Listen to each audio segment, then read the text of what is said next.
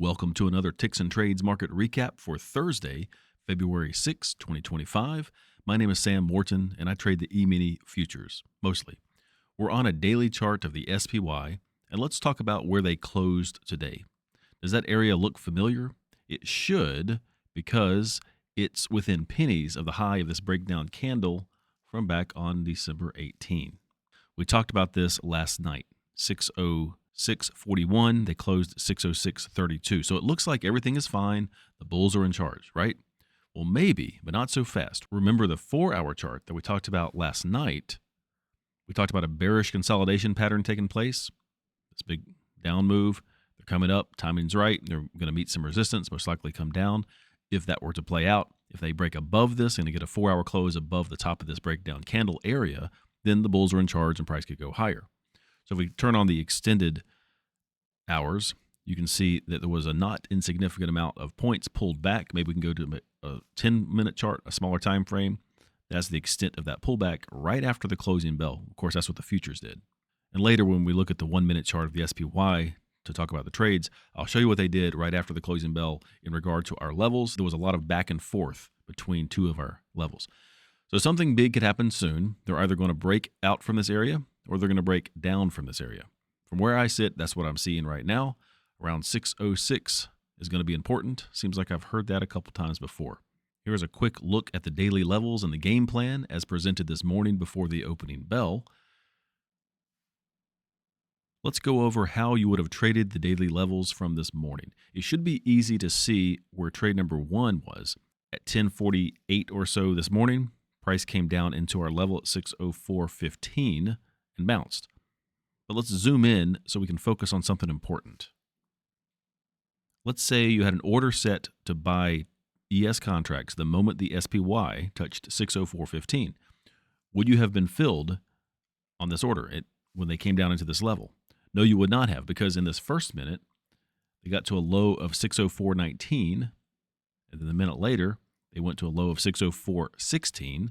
So neither one of these tests of the level would have triggered your trade. 1 penny away before they took off to the upside as designed. This is why I like to add that 5-cent buffer to my levels from the morning. So 604.15 becomes 604.20, and 604.20 was a perfect place to enter this trade. That 5-cent buffer is for times like this. If your trigger was set to 604.20, the trade was perfect and by the book. You would have been pulled into the trade at the right price and the right time, and you would have at least 4 ES points in your pocket there. Bring this back to the original level. Another lesson I can demonstrate is that 1 trade per level per side thing.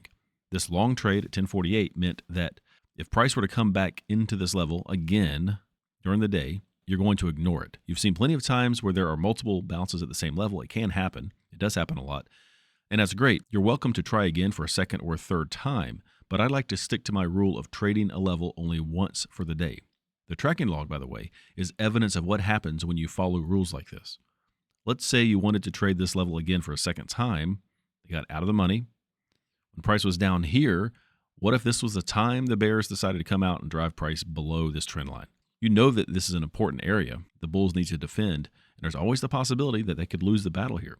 So any gains you may have pulled from this first trade over here would be in jeopardy here because you found yourself on the wrong side of another trade at this level. So I just trade it one time. So that's the first hit is the best hit kind of rule. In fact, when price does this sort of thing and gets below a level you've already traded, the higher probability trade is to go short at that same level if price rebounds back up to it, like right here. If enough time has gone by, there's a better chance that level would push price back down. But before we get ahead of ourselves, let's talk about this trend line first. We know it represents an important area, kind of like a last stand for the bulls, or otherwise they might lose to the bears.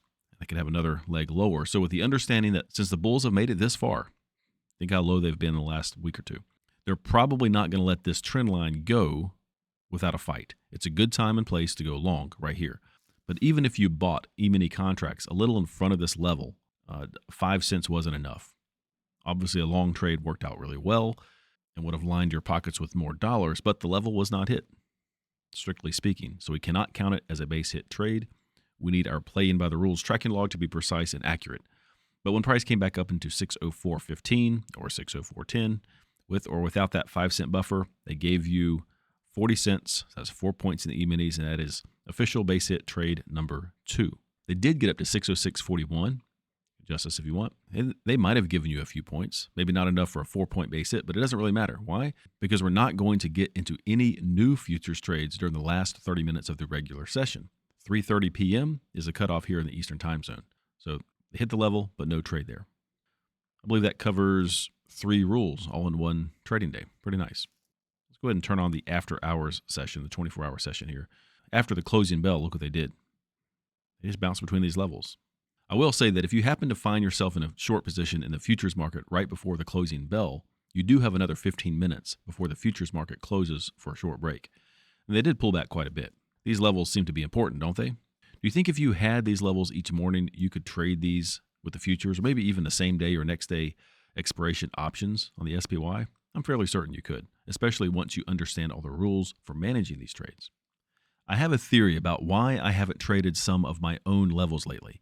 As you watch this recording of my own futures trading activity today, keep in mind that I'm also being fairly active on another chart, another screen, trading the futures in that competition we've talked about a couple times, that TradingView Leap competition.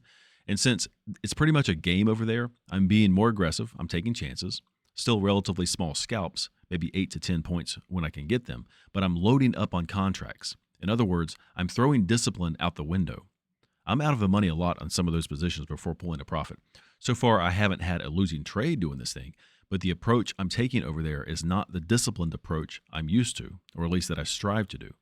So when I need to shift my mindset back to my actual trading account, I'm finding that it's affecting me on a mental level somehow. I've spent so much time developing a process and trying to stay disciplined, it's like I'm overcompensating on my own trades. I'm being even more cautious. I don't know if that makes sense, but there's been a few times when instead of trusting the process and trading a level the way I know how, I'm making the decision to not even get into a trade before price even gets to the level.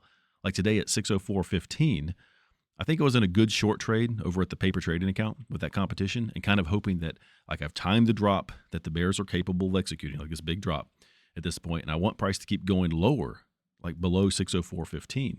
Like if I'm short 10 contracts and the trade is in the money, wouldn't it be cool if I could pull 40 or 50 points out with that just one trade? But none of that really matters because it's just a game.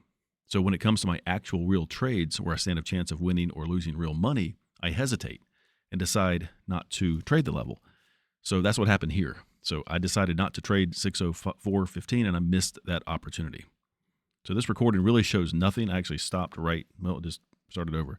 Stopped right at 11 o'clock and I closed up shop and started working on other things. I wasn't around for that retest underneath 604.15 for that recycle trade that we've already talked about. So no trades for me again today. And I don't know if it's worth showing this, but here's where the balance is on that competition. On day 4, I'm up 41,000 some change.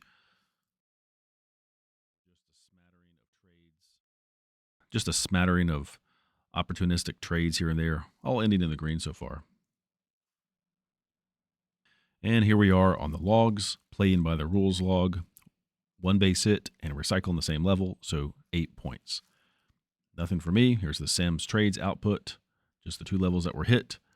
And here's where I'm at with the current balance of 291,000, up 41,000, 16.68% return for whatever that is worth. So that's a wrap for today. Thanks for watching. I hope you found some value or entertainment. Depends on what you find entertaining or useful. If you want to get on my list to receive the email with the levels and the game plan in the morning, just go to Ticks&Trades.com, head over to Learn. There's a form right here. Just fill that out and sign up, and I'll add you to my list. In the meantime, consider liking this video and subscribing to the channel so you'll get notified when I post these daily recaps. Thanks again. I'll talk to you in the next recap video. Have a great day.